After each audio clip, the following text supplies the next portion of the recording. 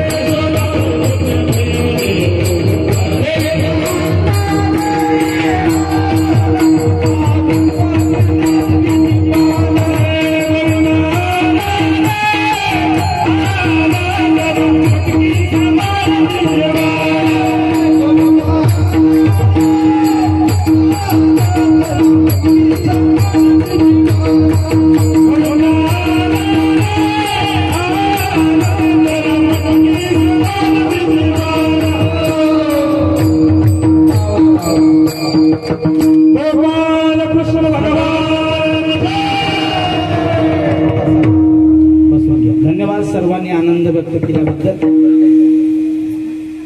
आणि भगवान परमात्मा गोकुळामध्ये आले, खूप असा त्या ठिकाणी भगवान परमात्म्याचा जन्म आनंद उत्सव त्या ठिकाणी गोकुळवासियांनी साजरा केला। एवढाच नव्हे, गोकुळामध्ये भगवान परमात्मा जन्माला आल्यामुळे गोकुळामध्ये सुखाची प्राप्ती झाली आणि दुःख मात्र समाप्त झालं। माणसाच्या जीवनामध्ये ज्यावेळेस भगवान परमात्मा प्राप्त होतो त्यावेळेस सुखाची प्राप्ती होते आणि दुःखाची मात्र निवृत्ती झाल्याशिवाय राहत नाही। गोकुळीच्या सुखा अंत पार नाही लेका, त्या सुखाची मात्र काही पारावार नाही, त्या सुखाचं माप नाही। एवढा आनंद, एवढं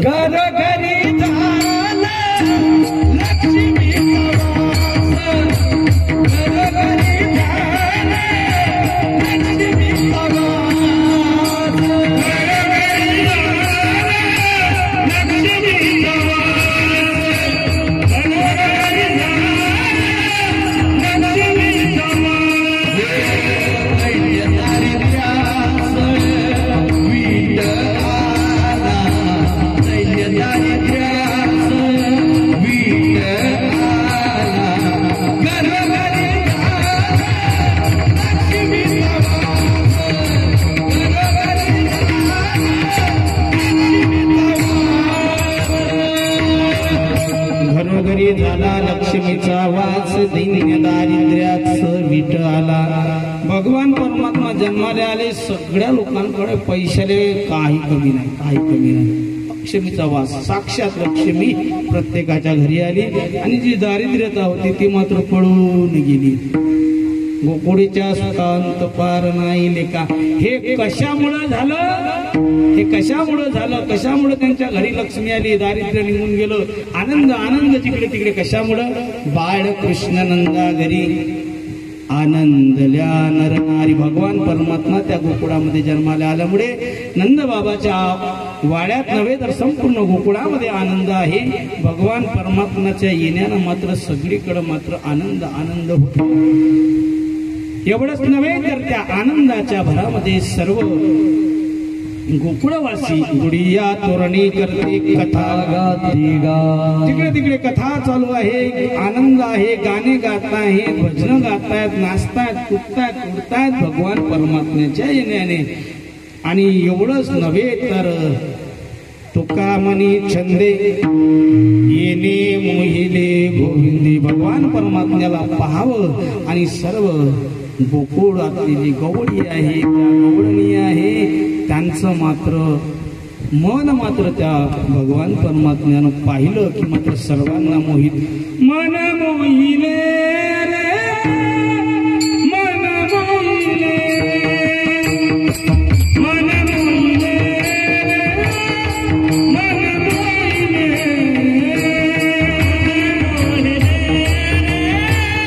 मन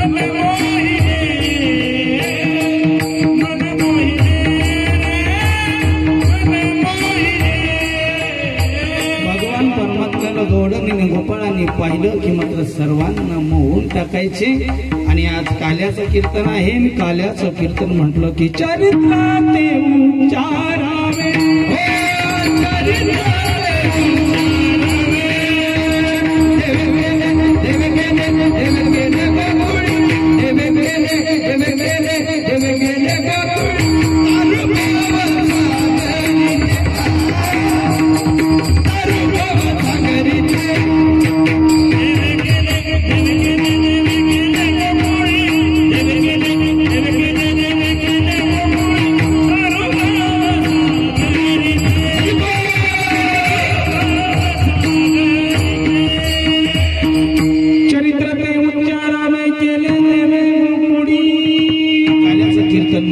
भगवान परमात्म्याने जे गोकुळामध्ये चरित्र केलं त्याचं उच्चारण करण्याचा वारकरी संप्रदायाने दंडक दिलेला आहे. त्या न्यायाप्रमाणे आपण सर्वांनी ते भगवान परमात्म्याचं जे गोकुळामध्ये चरित्र केलं ते पाहणार आहे. पण त्या अगोदर सर्वांनी हात वर करा, सगळ्यांनी हात वर करा. महिला मंडळी, पुरुष मंडळी सर्वांनी हात वर करा. बसा बसा बसा बसा, असं तुम्ही बसा. सर्वांनी हात वर करून एकदा गोड असं भगवान परमात्म्याचं सर्वांनी भजन विठोबा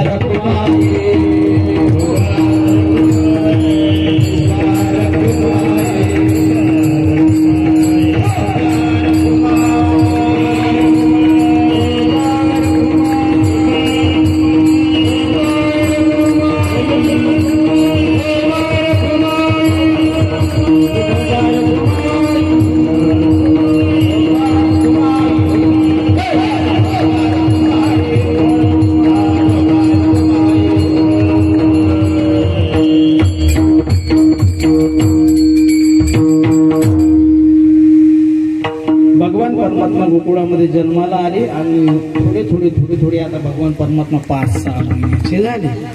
5-6 महिन्याचे झाले आणि भगवान परमात्मा आता रांगू लागले गोकुळ. हात टेकिता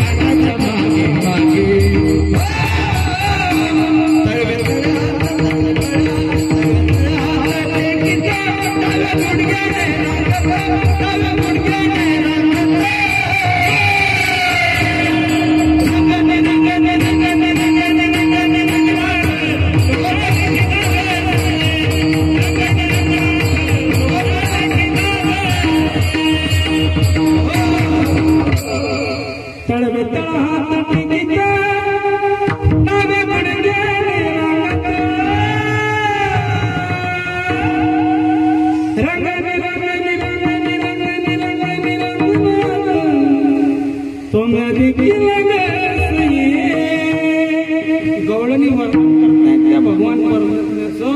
भगवान परमात्मा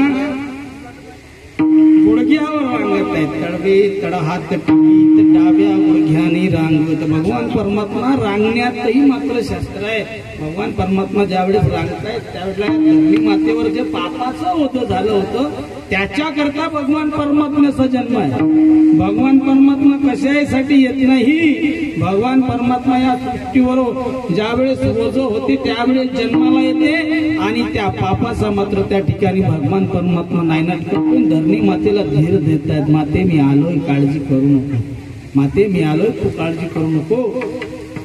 या धरणीवर कितीतरी पापी लोक आहेत, कितीतरी अभक्त लोक आहेत. त्यांच्या पापामुळे या धरणीवर ओझ होते. या धरणीवर ओझ होते म्हणून ते उन्हाळ्यात पावसाळा सुरू झाला. हे कशाचं कारण आहे. उन्हाळ्यात पावसाळा. अरे पावसाळ्यात उन्हाळा. लोक माल पेरतील तेव्हा से मुंके टाकतील. लोक म्हणते रे बावा रे बावा. तेव्हा तो येत नाही ना. आता काम नाही तर तो सुधरू देतो. आता काम नाही तर सुधरू देतो. म्हणून हे कशाचे लक्षण आहे. हे पापाचे लक्षण आहे. म्हणून भगवान परमात्मा त्या ठिकाणी तळवे तळ हात टेकीत रांगत आहे. आता भगवान परमात्मा थोडे मोठे झाले. भगवान परमात्मा चालू लागले. भगवान परमात्म्याच्या पायामध्ये चाळ आहे, चाळ आणि हातामध्ये ते वाळे आहे. त्या वाळ्याचं सुंदर असं एका गौडणीमध्ये वर्णन केलेलं आहे. झुन वाजते पायजन पायामध्ये झुन वाजते पायजन पायामध्ये नको वाजवू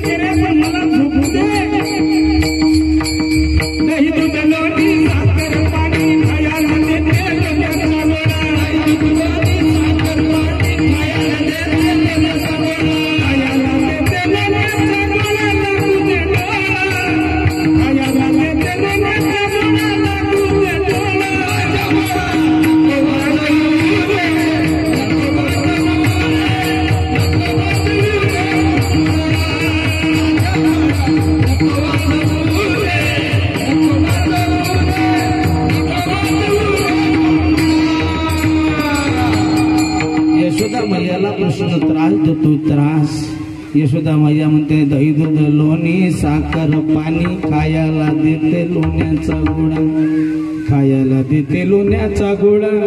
लागू दे डोळा माझ्या बाळा नको वाजवू रे.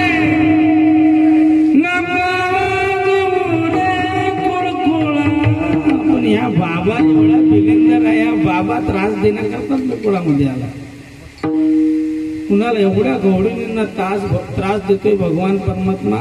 आता भगवान परमात्मा थोडे मोठे झाले. भगवान परमात्मा थोडे मोठे झाले आणि गौडणींना मात्र त्रास देऊ लागले. कोणाच्या घरी जायचं, कोणाच्या सुनेला मात्र काहीच्या काही बोलायचं. भगवान परमात्मा रांगा. एक गौडानं रांगोळी काढत होती. रांगोळी अंगणी काढले अष्टदळ आणि त्याच्यावर भगवान परमात्म्याने लघवी करावी. एखाद्याच्या घरी जावं आणि भगवान परमात्माने पहाटेच एखाद्या त्याच्या घरी जावं आणि ते मात्र त्याची जे गायीचे वासर आहे ना ते वासरच सोडून द्यावे. ते वासर दूध पिऊन घ्यायचे. मग ते गवडी दूध काढण्याकरता गेले का ते वासरच मात्र दूध पेलेले असायचे. कोणाच्या घरच्या मात्र ते वासर सोडून ठेवायचे. त्या ठिकाणी काही गदे नेऊन बांधायचे आणि मग ते गदे ते वास्त्र सोडासाठी गेले काय गदे लाथून मागून लाथा त्या मालकांना हाणायचे. भगवान परमात्मा खूप खोड्या करतो. आणि एक दिवस एक गवळण आली.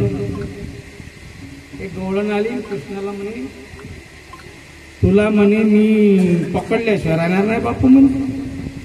तू लय त्रास देऊन राहिला म्हणे आता गोकुळा. तू मी ऐकूनच राहिली म्हणे बापू म्हणे. मी नावाची म्हणे नावाची शांताबाई होय म्हणे. नावाची शांताबाई. काय पोरं नाचते बा शांताबाईवर.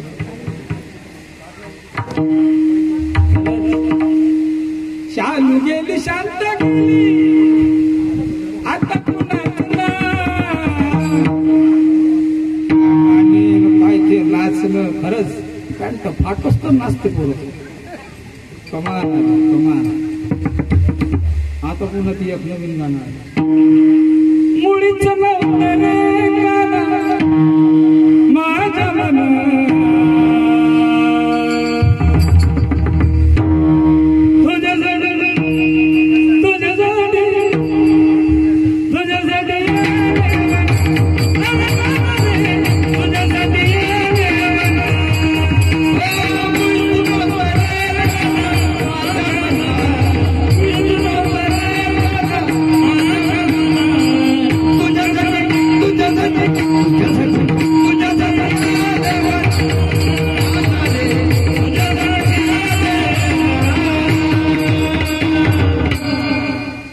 काय म्हणते. तुझ्यासाठी केली मी एकादशी तुझ्यासाठी राहिले उपवासी मुरली वाजवतो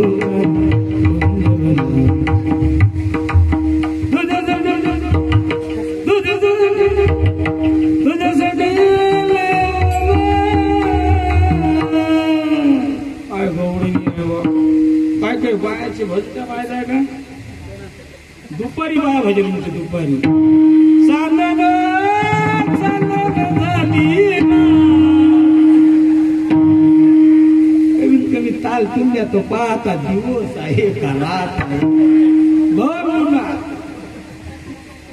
भरून बायाचे भजन म्हणते. भजन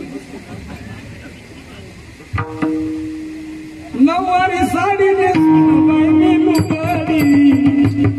माऊर गळावर का केलं काय भजन यायचे यायचे भजन यायलाच पाहावं. काही बाया नावही खास आहे. काही बायाचे नाव शांताबाई. नाव शांताबाई भांडायला बसली तर कुत्र्याचीच आहे. नाव फक्त शांताबाई. कमाल आहे ना. नाव आहे. नावासारखं माणसानं असलं पाहिजे. नावासारखं नाव सुलोचना. नाव सुलोचना. पायते मुंबई पुन्हा.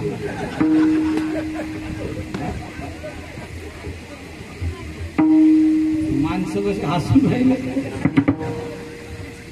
माणसाचं नाव गंगाधर. नाव काय गंगाधर. आणि आंघोळ नाही महिनाभर.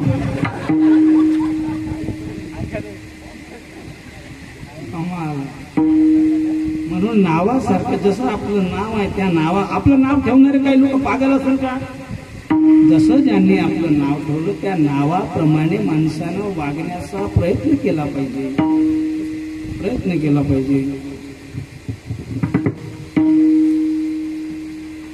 तर गवळणी ते शांताबाई काय म्हणू लागली कृष्णाला. कृष्णा तुला का म्हणे जरा जपून राहा मायापासून. तू मला अशी तशी नको समजू. तू जर माझ्या हाती सापडला ना म्हणे ते भुगाच करतो का. कृष्ण म्हणू लागला अरे वा रे वा आत्ता भेटलं म्हणे आपल्याला खरं पॉवरफुल गिराय. कृष्ण हो तू याच घरी.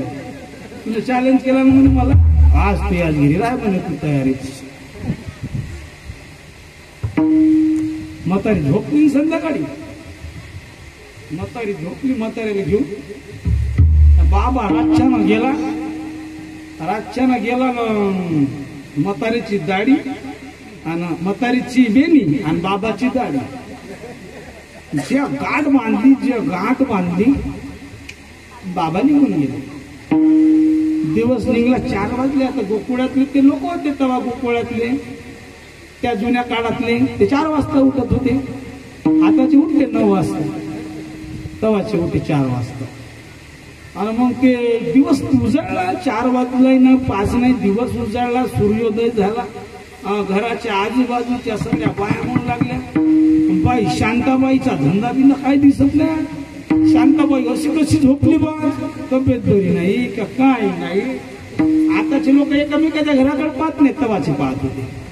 आता बाजूचा मरते जेव्हा वास सुटते तेव्हा माहीत पडते घरात कोणतरी मेल होते. आताची कंडिशन आहे. तेव्हा जर गावातला एखादी माणूस दिसला नाही, लोक विचारायचे अरे बाबा शामराव दिसत नाही का, लय दिवस झाले. तर मग विचारू लागल्या सगळ्या बाया. गोळा झाल्यावर म्हणून येत दिवस 9 वाजले. 9 हे अंदरच्या अंदर यांचा गलबला चालू आहे. का दाढी कापून पाहिजे, गाठ पावशीनं कापून पाहिजे, पावशीनं कापत नाही. डबीची काडी घेते, पेटवते तरी पेटवल्या पेटत नाही. आता करावं काय, गाठ सुटत नाही. आणि ते मग आता विचार करू लागले म्हणे बाई असं तर काम त्याच म्हणे. ते नंद्याचं कार्ट एवढं बदमाश आहे म्हणे, मी फुकट त्याच्या मागे लागले म्हणे. का त्याला म्हणे मी चॅलेंज केला म्हणे, त्यानं गेम केला म्हणे. हो, राजकारणी कसे म्हणतात टाइम पे हमारा तुम्हारा गेम करेंगे, तसं सारखं बाबा म्हणजे राजकारणी 1 नंबरचा. टाइमवर गेम केला. आणि काय ते मग घराच्या बाजूचे लोक, गावातले लोक सगळे ओरडू लागले, शांताबाई शांताबाई शांताबाई म्हणे. आता मी जितकी आहे पण बाहेर निघण्याला एक कंडिशन नाही म्हणे. आता शांताबाई होती 6 फुटाची आणि ह्या बाबा होता 3 फुटाचा. शांताबाई 6 फुटाची, बाबा 3 फुटाचा. आता म्हणे त्याच्याकडे गेल्याशिवाय गाठ काही सुटत. निघले बाबा. मग ते बाहेर या ना भगवान पर कृष्णानं का नाही पहिलेच गोकुळातल्या सगळ्यांना सांगून ठेवलं होतं का उद्या सकाळी म्हणे भारूट निघणार आहे म्हणे. भारूट उद्या सकाळी भारूट निघणार आहे म्हणे. आणि ते मग निघले ना, ते दरवाजाच्या बाहेर आले आणि पाहते तर आता ते अशी वाकून साप म्हणजे ते 6 फूट आणि 3 फूट म्हणजे हे एवढं बाई असतील तर बाबा असं चालले दोघांचे. मग ते गोकुळातले ते पोट्टे कृष्णाचे सोबती. आणि ते मग काय कला करायचे बाबा, दाढी वेणी जिंदाबाद, दाढी वेणी जिंदाबाद, दाढी वेणी जिंदाबाद. आणि ते निघाले आणि ते आले मग यशोदेच्या घरी. मग भगवान परमात्म्याला शरण गेली ती शांताबाई. म्हणे कृष्णा आता ती वाट जाणार नाही बा म्हणे, पाय म्हणे लवकर. भगवान परमात्म्याने पाहिलं ती मात्र गाठ सुटली. अशा भरपूर प्रकारच्या खोड्या भगवान परमात्मा गोकुळामध्ये करू लागले. एक दिवस दुसरे गवळण का म्हणे, मी म्हणे याले म्हणे या शांताबाईचा यानं गेम केला म्हणे, पण मी काही शांताबाई नाही म्हणे. मी म्हणे याची पायतच नाही. एक दिवस आता कसा ह्या करते तर काय करायचा कृष्ण, तिच्या घरी जायचं, तिच्या सुनाच्या कडे घालायच्या पप्प्या घ्यायचा, सुनायच्या घालायचे पप्प्या घ्यायचा. तेव्हा लहान होता ना, काही खूप मोठा नव्हता, 5 वर्षाचा बाळ होता. तर हे इले पटे नाही तिच्या सासूने. ते काय म्हणे, सासू बसली दारात आणि सून बसली घरात. गेले ना भगवान परमात्मा तिच्या घरी. ते गवळण आवाज देऊ लागली, गवळण ते आवाज देऊ लागली सासूबाईने, सासूबाई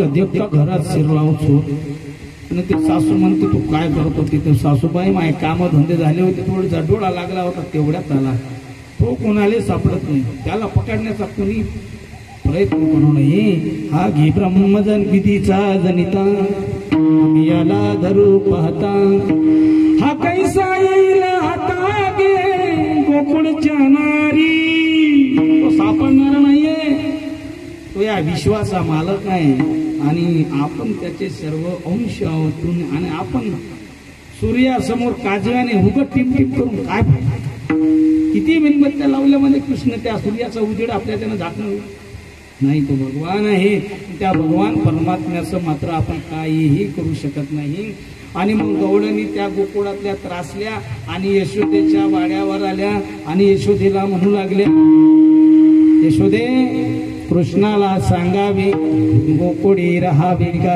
जावे अगं यशोदे तू या कृष्ण आम्हाला एवढा त्रास देतो माय म्हणे यानं आम्हाला नाकी न वाढून टाकलो म्हणे काहीतरी सांग म्हणे याले काहीतरी आवरी आवरी आपुला काना नासी गेल्या अमुच्या सुना सांग यशोदे याले काहीतरी सांग आता आम्ही का गोकुळ सोडून जावं तुझ्या कार्ट्या पायी आमचे घरदार सोडून जावं तू मस्त घरात राहते यशोदा आता तुम्ही सांगा जिथले कुर्तीले कसं खरंच वाईट वाटत आता तुमचा मुलगा कितीही बदमाश जर असला तुम्हाला चांगलाच वाटत मग ते येतो काय तेच म्हणू लागली बाळ सगुण गुणाचे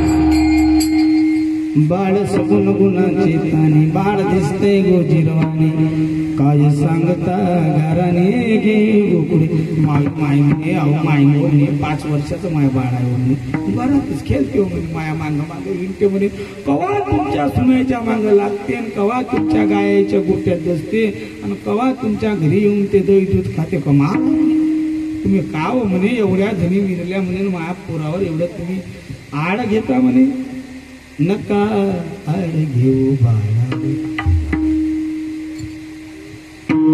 खोटं बोलू नका साऱ्यांनी येऊन सांगताय माझ्या घरी आड घेऊ बाळा का माया कृष्णावर आड घेता म्हणे 5 वर्षाचे माझे बाळगे अंगणी खेळे खेळगे कालकाची घेता आळगे गोकुळीच्या नारी तुम्ही लपवून याचा भवरा आळगेता शारंग धरा तुम्ही 12 घरच्या बागे गोकुळच्या नारी तुम्हीच याच्या वाट जाता म्हणे तुम्हीच याले म्हणे काही बी म्हणता म्हणे कसं करू काय म्हणे तुम्ही विचार करा म्हणे तुम्हीच याले पाहिले येतो म्हणे माझ्या घरी तुम्हाला एक कृष्ण दिसला तर गमत नाही हो म्हणे मा कृष्ण तिकडे गाई घेऊन जाते तर म्हणे तुम्ही संध्याकाळी पाहत राहतो म्हणे कवा येते म्हणून आणि तुम्हीच म्हणता म्हणे का मा कृष्ण ते या कृष्णानं आम्हाला त्रास देणं चालू केला मग यशोदा माता म्हणली म्हणे आता त्रास दिला ना मग भरपूर त्रास कृष्णानं गोकुळातल्या गवळींना दिला भगवान परमात्म्याने पाहिलं की ते गोकुळातले जे गोकुळ होते बालगोपाल ते मात्र सगळे असे टीबी छाप होते टीबी मर्चंट त्या गवळणी सगळं दही दूध विकायला मथुरेला न्यायच्या आणि आपल्या पोरायले काही ताक पाजायच्या आपल्या पोरायले ताक भंडारा जिल्ह्याकडे जर गेले ना आपल्याकडे तांदूळ पिकत नाही भंडारा जिल्ह्याकडे ताक HMT जय श्रीराम खूप वेगवेगळ्या प्रकारचे चांगले तांदूळ तिकडे पिकते पण ते आपल्या लेकरायला नाही खाऊ घालत ते माहिती का ते कंट्रोलचे जे ठोकरवाले कंट्रोलचे तांदूळ आपल्याकडे चांगला गहू पिकते आपण मार्केटला नेऊन विकतो आपण कंट्रोलचे गहू घालून ते भुसाच्या चांगलं अन्न खाल्लं पाहिजे चांगली बुद्धी होते अन्न जर चांगलं खाल्लं तर बुद्धी चांगली होते आणि जर ते भस्म अन्न खाल्लं तर भस्म बुद्धी पोट्टे पाहायला भस्म जन्माला घेऊन राहिले भस्म काहीच कामाचे नाही हा तसं नाही चांगलं अन्न खाल्लं पाहिजे चांगलं अन्न खाल्लं पाहिजे, काजू बदाम खाल्ला पाहिजे, बुद्धी शार्प बनते शार्प, पोट्टे खाते खर्रा नागपूरचा. म्हणून चांगलं अन्न खाल्लं पाहिजे ज्यानं बुद्धी चांगली होते, बुद्धी तेज होते, अभ्यास करायची क्षमता वाढते, स्मरणशक्ती वाढते. ह्या गोष्टी जरुरी आहे. मग त्या गवळणी त्याला ताक पाजायचं, दही दूध तुपलोनी मथुरेला विकायला न्यायचं. मग श्रीकृष्णाने सांगितलं आता म्हणे हे तुम्हाला चालू खाऊ घालत नाही म्हणे, आपण म्हणे चोऱ्या करायच्या आणि खायच्या. मग भगवान परमात्म्यानं सांगितलं आलं तरी यारे लागे, अवघे माझ्या मागे मागे, आजी देतो पोट भरी पुरे म्हणाल तो भरी. भगवान परमात्म्याने सगळी टीम बनवली आणि ते मंडळ स्थापन केलं. चौर्य नावाचं मंडळ स्थापन केलं. भगवान परमात्मा अध्यक्ष आहे. सगळ्यांना मात्र सोबत घेतलं आणि निघाले एका घरी चोरी करण्याकरता निघाले. आणि त्यामध्ये पेंद्या नावाचं एक त्यांचा घडी होता. पेंद्या नावाचं ते लय गेलं होतं पेंदे. तर जवळजवळ गेले, त्या घराच्या जवळ गेले. कृष्ण म्हणे आता म्हणे मी सांगतो म्हणे तुम्हाला, तुम्ही सर्वांनी डोळे लावून घ्या म्हणे. सर्वांनी डोळे लावून घ्या म्हणे. लावले सगळ्यांनी डोळे. म्हणा म्हणे गोपाल कृष्ण भगवान की.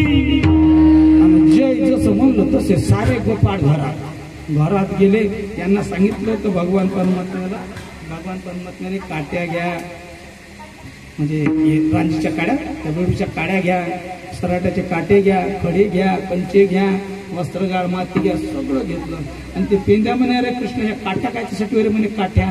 अरे म्हणे त्या गवडणी काय माठ खालतं नाही ठेवत म्हणे, त्या लय हुशार आहे म्हणे गवडणी, माठ वर बांधून ठेवते म्हणे.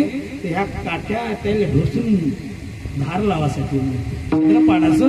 छद्र पडला का मग म्हणे हातात घेऊन प्यायचं खायचं. बरोबर म्हणे.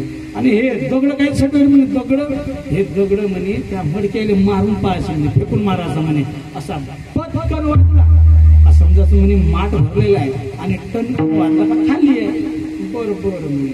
आणि म्हणे हे काट्यासाठी म्हणे काटे. अरे म्हणे एखादी जर गवडण धावत जर आली तर तिच्या पायाखाली हे काटे टाकून द्यायचे म्हणे. मग ते गवडण थांबलं बसून म्हणे काटे काढत. आणि म्हणे ते जर चपला घालून आली तर ते गवडण जर चपला घालून आली तर म्हणे हे आपल्यापाशी कंचे आहे म्हणे, कंचे टाकून द्यायचे म्हणे. कंचावून त्या चपला घसरून पडून जाईल म्हणे, तोपर्यंत पडून जा म्हणे. अरे म्हणे चपला घालून आली, हे घालून आली, ते जर नाही पडले तर मग म्हणे हे वस्त्रगाळ माती आहे म्हणे. हे माती म्हणे तिच्या डोळ्यात फेकायची म्हणे, तिच्या डोळ्यात फेकायची म्हणे. ते जर चष्मा घालून आली तर मग काय करायचं म्हणे. म्हणजे ते पेंद्या काही पुट्टे अगाव असतात. योग सांगत हा त्याला पावडी म्हणलं तर घेऊनच येते. असे काही असतात तसे अगाव बुद्धीचे, कामात नाही अगावचं. तर झालं हे शिरले घरामध्ये आणि ते दही दूध खायला सुरुवात झाली. ये पेंदे अगावच त्याचा आगाव पण आपण सांगतो तुम्हाला. हे आणि दही दूध खाल्लं त्या गवळणीचा आवाज आला. कृष्ण म्हणे हे लवकर डोळे मिट. पेंदे काय म्हणे यानं आपल्याला अंदर घातलं तर माहित नाही पडलं म्हणे, काढते कसं तर पाऊस म्हणे. मग यानं काय केला, असे डोळ्यावर हात ठेवले आणि एक फट ठेवली. पाऊस म्हणे येतं काय करते तर एक डोळ्या फटीतून डोळा पाहून राहिले हे. आणि बोला म्हणे गोपाल कृष्ण भगवान की. सगळे जण बाहेर गेले. याचा हात जसा असा फट पडली, हे अर्ध बाहेर अंदर कौलात फसलं. त्या पाठ्यामध्ये फसलं, कंबर वर आणि कमराच्या खालचा भाग. आणि त्या गवडणी आल्या, त्या गवडीने धरले तंगडे. हे म्हणते मग अरे वाचव रे मेलो रे कितना वाचव. आणि मग ते गवडण पाय धरले, दुसऱ्या गोपाळांना हात धरले. हे वडते वड ते वडते खाली. जे घासला ते कृष्णाने मरतो रे कृष्णा म्हणला. असा नाही करणार. घेणं मध्ये शकून तुला लय अगाव धन्य आणले का म्हणे. चांगला सांगतो तू म्हणे नाही तिथं अगावची बुद्धी लावतो म्हणे.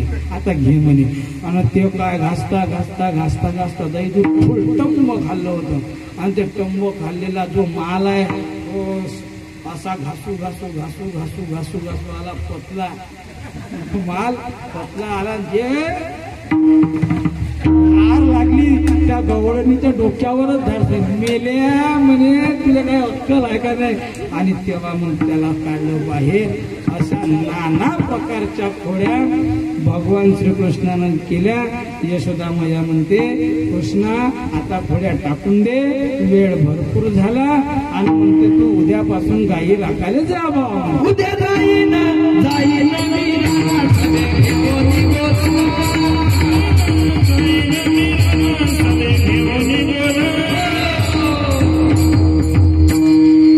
उद्या जाईन मी राना सवे घेऊन गोदना. भगवान परमात्माने गायी घेतल्या. गाई गोपाळ गाई गोपाळ गाई गोपाळ गाई गोपाळ गाई गोपाळ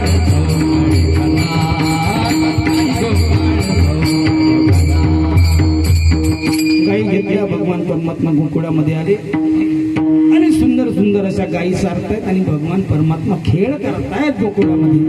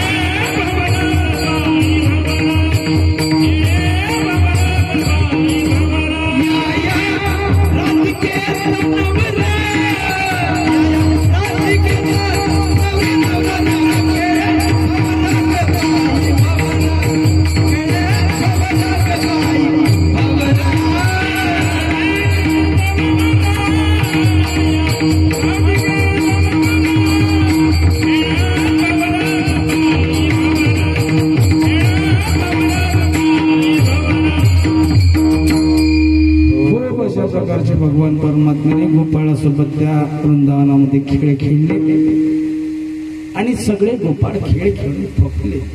जसे तुम्ही दिंडीत